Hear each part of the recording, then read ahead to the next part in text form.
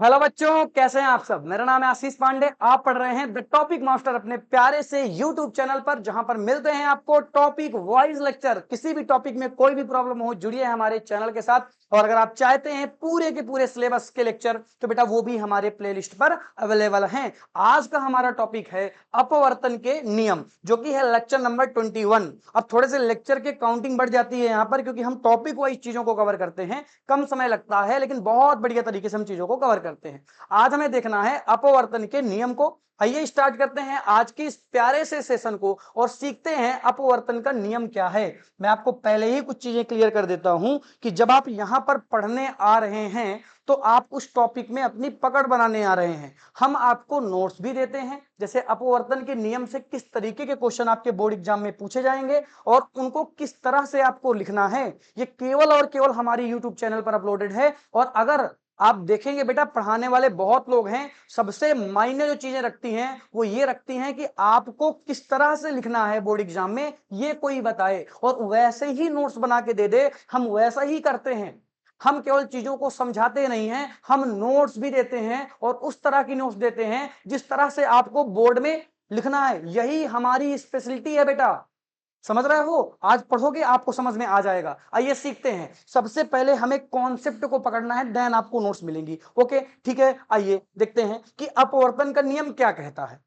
तो इससे पिछले लेक्चर में मैंने आपको सिखाया कि अपवर्तन क्या होता है। तो मैंने कहा अपवर्तन के लिए दो माध्यम होने जरूरी हैं। पहला माध्यम मैंने क्या ले लिया? पहला माध्यम मैंने एयर ले लिया और दूसरा माध्यम मैंने क्या ले लिया? दूसरा माध्यम मैंने ग्लास ले लिया। ये जो बनाया है मैंने, ये ग्लास है। और पहला माध्यम क्या है यहां पर बेटा? पहला माध्यम एयर है और दूसरा माध्यम क्या हो जाता है? ग्लास हो जाता है। तो अगर कोई किरण एयर से ग्लास में आएगी, अगर कोई किरण बेटा एयर से ग्लास में आएगी तो क्या होगा? अरे बोलो ना। पिछले लेक्चर में आपको बताया था मैंने कि कोई किरण जब एयर से ग्लास में आएगी, तो अगर आप यहां पे अभिलंब बना देते हैं बेटा, यहां पर अगर आप अभिलंब बना देते हैं, तो इस किरण को ऐसे ही निकल जाना चाहिए था। लेकिन बेटा ऐसे क्यों निकल जाएगी? यहां पर होगा बेटा अपवर्तन, और ये किरण बेटा अपने मार्ग से विचलित तो हो जाएगी। ये किरण अपने मार्ग से क्या हो जाएगी? विचलित तो हो जाएगी। ये आपतित किरणें थी, ये अपवर्तित किरणें हैं। अरे जरा ध्यान से देखना, ये आपतित किरणें थी। नाम लिख देता हूं बेटा, ये आपतित किरणें थी। आपतित किरण थी, आपतित रेज लिख देता हूं इसको मैं, रे थी। और ये अपवर्तित किरणें हैं, ये अपवर्तित किरणें हैं। अब अगर आप देखेंगे तो ये अपने ओरिजिनल पाथ से विचलित तो हो रही है, मुड़ जा रही है। इसी को कल बेटा मैंने अपवर्तन कहा था और इसको मैंने कल के लेक्चर में डिटेल में समझाया था। आज मुझे आपको नियम बताना है। तो नियम क्या है जरा ध्यान से समझना बेटा। इस बिंदु को, जो यहां पर बिंदु मैंने बना रखा है, इस बिंदु को क्या कहते हैं? इसको बेटा आपतन बिंदु बोलते हैं। अरे क्या बोलते हैं? इसको आपतन बिंदु बोलते हैं। लिख देता हूं बेटा, आप भी लिख लीजिएगा, वैसे आपको नोट्स मिलेंगी। और ये जो ग्रीन वाला मैंने बताया है ना बेटा, इसको मैं अभिलंब बोलता हूं। अरे बोलो क्या बोलता हूं? इसको मैं अभिलंब बोलता हूं। तो जरा ध्यान से समझना, जो नियम है बेटा ना, जो ये नियम है, ये नियम दो हैं। कितने हैं? दो नियम है।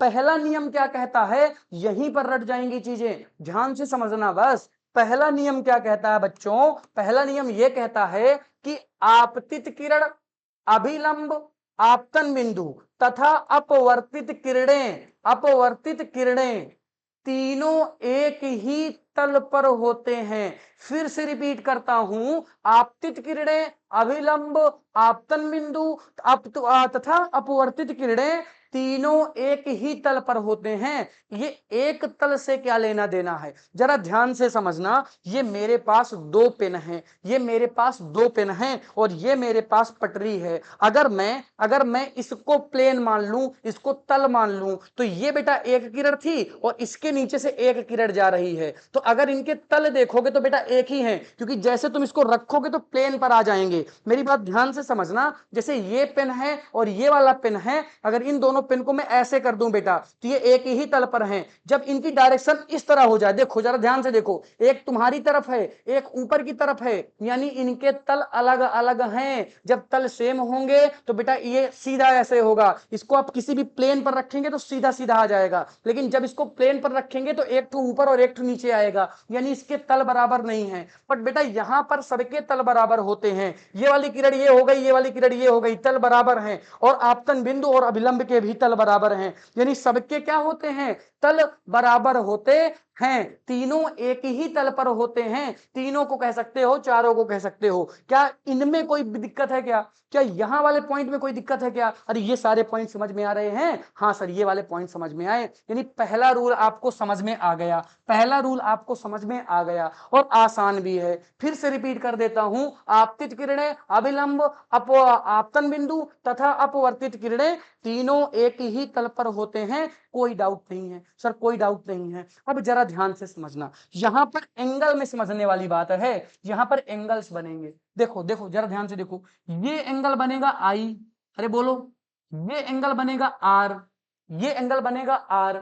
अभी तक आप परावर्तन में पढ़ते थे कि आई और आर बराबर होते हैं, लेकिन बेटा यहां पर बराबर नहीं होते हैं, आई और आर बराबर नहीं होते हैं, इनके अनुपात फिक्स होते हैं और इसे स्नेल का नियम भी कहते हैं। और इसी को बेटा हम लिखते हैं साइन आई। ऊपर वाले को क्या लिखेंगे, ऊपर वाले को क्या लिखेंगे, साइन आई। और हिंदी में साइन को बोलते हैं बेटा ज्या, क्या बोलते हैं, ज्या, अरे जा नहीं ज्या बोलते हैं। और sine I upon sine R हो जाएगा और इक्वल टू हो जाएगा एन। और बेटा ये एन क्या होता है, फिक्स होता है, यानी बेटा क्या होता है, स्थिर होता है, यानी कांस्टेंट होता है। ये आई और आर कभी बराबर तो नहीं होते, लेकिन इनका जो रिजल्ट आ रहा है इनके अनुपातों का वो फिक्स होता है, कांस्टेंट होता है। जैसे अगर मैं कहूं कि वायु के लिए क्या होगा, या मैं कहूं निर्वात के लिए ये एन क्या होगा, तो बेटा निर्वात के लिए इस एन की वैल्यू होती है 1 और ये हमेशा 1 रहेगी।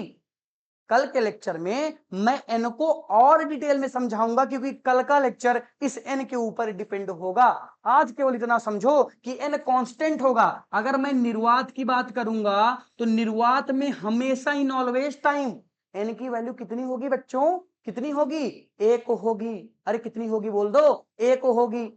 और बेटा इससे अगर मैं बात करता हूं कि वायु में कितनी होगी, अरे वायु में कितनी होगी तो 1.0002 समथिंग हो जाएगी। तो ये फिक्स होता है, ये एन जो होता है फिक्स होता है। और इस नियम को स्नेल ने दिया था, इस नियम को स्नेल ने दिया था, इसीलिए इसे स्नेल का नियम भी कहते हैं। जितनी बातें मैंने बताई अभी सबकी नोट्स आपको देता हूं और किस तरह से लिखना है रीड भी करवा दूंगा, और किस तरह से आपको बोर्ड एग्जाम में लिखना है ये भी मैं आपको बताऊंगा। क्या ये पूरी बातें आपको समझ में आ गई क्या? अरे ये पूरी बातें आपको समझ में आ गई, सारी बातें आपको समझ में आई। अब मैं आपको नोट्स के साथ एक बार रिवाइज करवाता हूं सारी चीजों को। आ जाओ बेटा पहले नियम को देखते हैं, आ जाओ, देखो जरा ध्यान से देखो, पहले नियम को देखते हैं। मैंने पहला नियम बेटा क्या बताया था, मैंने पहला नियम क्या बताया था कि बेटा ध्यान से समझना। देखो अपवर्तन के प्रथम नियम के अनुसार आपतित किरणें, अपवर्तित किरणें, आपतन बिंदु में खींचा गया अभिलंब, तीनों तीनों एक ही तल में होते हैं। आपको जब बोर्ड में लिखना है तो आपको ये लाइन जरूर मेंशन करना है कि अपवर्तन कोड के प्रथम नियम के अनुसार। अरे ऐसे ही आपको बोर्ड में लिखना है बेटा। जहां जितनी नोट्स दी जाती हैं आपको इस तरह से दी जाती हैं कि आप एक्यूरेट तरीके से कॉपी पेस्ट करके चले आइए बोर्ड एग्जाम में। आपके 100 आउट ऑफ 100 आएंगे, 30 नंबर तो स्कूल से मिल जाते हैं, और 70 में से 70 नंबर आप लेकर आएंगे अगर आप अपनी नोट्स को बेहतर कर लेते हैं तो। और यहां पे ये डायग्राम हो गया, इसको हमने क्या बोला था, इसको हमने अभिलंब बोला था। अरे बोलो क्या बोला था, अभिलंब बोला था। यहां पर बिंदु बना दो, इस बिंदु को हमने क्या बोला था, इस बिंदु को आपतन बिंदु हमने बोला था। अरे क्या बोला था, इस बिंदु को हमने आपतन बिंदु बोला था, आपतन बिंदु बोल दिया। और इसको हमने आपतित किरणें बोला था, इसको हमने अपवर्तित किरणें बोला था, ये बना दिया। तीनों कहां पर हैं बेटा? तीनों एक ही तल पर हैं। अरे बोलो, तीनों क्या हैं? एक ही तल पर हैं। ये बात समझ में आ गई? अरे ये बात समझ में आई? पहला नियम समझ में आया क्या? ठीक है, अच्छी बात है कि आपको ये पहला नियम समझ में आ गया। अगर आपको नोट्स चाहिए जो कि हैंड रिटन नोट्स होती हैं, जो हम ऑफलाइन सेंटर्स में लिखवाते हैं, और वो फ्री में अगर आपको चाहिए तो हमारा टेलीग्राम चैनल ज्वाइन करिए। नाम है study material by Ashish Pandey. Telegram में जब आप जाएंगे, ये नाम डालेंगे, आपको चैनल दिखेगा, ऐसा आपको लोगो दिखेगा। इसी लोगो को आपको क्या करना है? क्लिक करना है, और आपको ये बार कोड दिखने लगेगा। ये बार कोड से आप जा सकते हैं। अगर आप इसको स्कैन कर लें अपने गूगल बाबा से, तो बेटा इससे भी आप डायरेक्ट चैनल पर जा सकते हैं। फिर आपको नाम वाम डालने की जरूरत नहीं पड़ेगी। कोई दिक्कत परेशानी आए तो कमेंट कर देना। ओके, ठीक है, हमारी टीम या हम इसे सॉल्व करेंगे। ओके, चलो ठीक है। अब हम पढ़ते हैं दूसरा नियम। कौन सा पढ़ते हैं? दूसरा नियम, वो साइन आई और साइन आर वाला जो बताया था अभी अभी। अब उसको कैसे आप लिखेंगे, जरा ध्यान से समझना। आ जाओ आ जाओ, जरा ध्यान से समझना। अपवर्तन के दूसरे नियम के अनुसार किन्हीं दो माध्यम तथा एक ही रंग के प्रकाश के लिए, ये लाइनें हैं बोर्ड वाली, अरे ये लाइनें हैं बोर्ड वाली, ये तथा एक ही रंग के प्रकाश के लिए आपतन कोण की ज्या मतलब साइन आई, मतलब साइन आई, तथा अपवर्तन कोण की ज्या मतलब साइन आर। ब्रैकेट में आप लिख सकते हैं, कोई दिक्कत नहीं है, ब्रैकेट में आप इनको भी लिख सकते हैं। ठीक है, साइन आर का अनुपात एक नियतांक होता है। का अनुपात, का अनुपात एक नियतांक होता है। नियतांक का मतलब बेटा फिक्स होता है, कांस्टेंट होता है, और इसी नियतांक को हमने क्या माना? इसी नियतांक को हम आगे n कहेंगे, इसी नियतांक को हम आगे n कहेंगे। और हमने लिखा कि आपतन कोण की ज्या बटे अपवर्तन कोण की ज्या क्या है? कांस्टेंट है, यानी क्या है बेटा?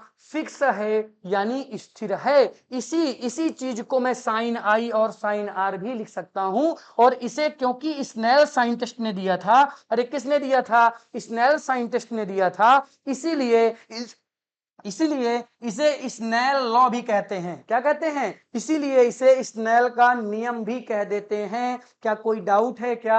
अरे ये हमने बहुत ही अच्छी तरीके से समझा, पहले स्लाइड में सब कुछ समझा दिया। अब आपको कैसे लिखना है बोर्ड एग्जाम में वो समझा रहा हूं। क्या ये बातें समझ में आ रही हैं? क्या मजा आ रही है क्या क्लास में? चलो ठीक है, फिर अगर मजा आ रही है तो ये सारी चीजें हो गई हो तो आगे बढ़ते हैं बेटा। कहीं नोट्स के लिए भटकने की जरूरत नहीं है। मैं तो ये कहता हूं कि आपको जितनी नोट्स लिखवाई जा रही हैं, इसी से स्क्रीनशॉट ले लें और बैठ के ऐसी ही नोट्स बनाएं, ताकि अच्छे नंबर आपके आए। सबसे मेन बात होती है नोट्स आप कैसे बनाते हैं, उसी के अकॉर्डिंग आपके नंबर आते हैं। जैसे आप लिखेंगे वैसे ही बोर्ड में नंबर आएंगे। बोर्ड का ये नियम वर्षों से चला आ रहा है। ठीक है, जो अच्छे बच्चे होते हैं वो अच्छा लिखते हैं। इसी चीज को मैं लिख सकता हूं बेटा, क्या? इसी चीज को मैं लिख सकता हूं sine I upon sine R, sine R. और कांस्टेंट को क्या मान सकता हूं मैं? एन मान लेता हूं। इसी एन को अपवर्तनांक कहते हैं। क्या कहते हैं? अपवर्तनांक कहते हैं। अब मैं आपको एक बात बता दूं, देखो जरा ध्यान से समझना बेटा। इस अपवर्तनांक की बात डिटेल में हम अगले लेक्चर में करेंगे, क्योंकि ये एक बड़ा टॉपिक अपने आप में है। आज मैं इस अपवर्तनांक के कुछ बेसिक पॉइंट आपको बताता हूं। पहले आप इसको समझिए, साइन आई और साइन आर बराबर क्या है? यन है। मैं ये कहना चाहता हूं कि किसी माध्यम के लिए साइन आर और साइन आर, सॉरी साइन आई और साइन आर का मान फिक्स होता है। जैसे मैंने आपसे कहा कि निर्वात के लिए n कितना होगा, जैसे मैंने आपको बता दिया, यहां पर नोट बता देता हूं। मैंने आपसे कहा कि बेटा जो निर्वात है, निर्वात के लिए n कितना होता है? तो बेटा 1 होता है। अरे कितना होता है? 1 होता है। कई बुकों में इस n को म्यू से भी दर्शाते हैं, म्यू से, तब भी कोई दिक्कत वाली बात नहीं है। यही म्यू को भी अपवर्तनांक कहते हैं। चाहे n लिख दो या म्यू लिख दो, कोई दिक्कत वाली बात नहीं है। तो समझना आपको यह है कि ये माध्यम के लिए फिक्स है। मैंने क्या कहा, मैंने नहीं कहा, स्नेल ने कहा कि साइन आई और साइन आर किसी भी माध्यम के लिए फिक्स होते हैं, कांस्टेंट होते हैं। जैसे निर्वात में एन हमेशा कितना होगा, अरे निर्वात में एन कितना होगा, एक होगा बेटा, कितना होगा, एक। अब बर्फ के लिए एन कितना होगा, अरे बर्फ के लिए, आइस के लिए, बर्फ के लिए एन की वैल्यू होती है 1.31, और ये हमेशा होगी बेटा, कांस्टेंट होती है, स्थिर होती है। बर्फ के लिए कितनी होती है, 1.31 होती है। तो इसी को तो हम नियम बोलते हैं बेटा। इन्होंने कह दिया था पहले ही, अरे पहले ही कह दिया था कि एन हमेशा फिक्स होगा सबके लिए। तो अच्छा, कुछ चार्ट हैं आपको याद रखने पड़ेंगे, बर्फ के लिए, वायु के लिए, और निर्वात के लिए, डायमंड के लिए। ये चार्ट आपको कल के लेक्चर में देखने के लिए मिलेंगे, क्योंकि कल मैं आपको अपवर्तनांक पढ़ाऊंगा। ठीक है, आज मैं कुछ बेसिक पॉइंट अपवर्तनांक के और बता देता हूं, ताकि आपको कुछ चीजें अपवर्तनांक के बारे में पता चल जाएं। ठीक है, आ जाओ।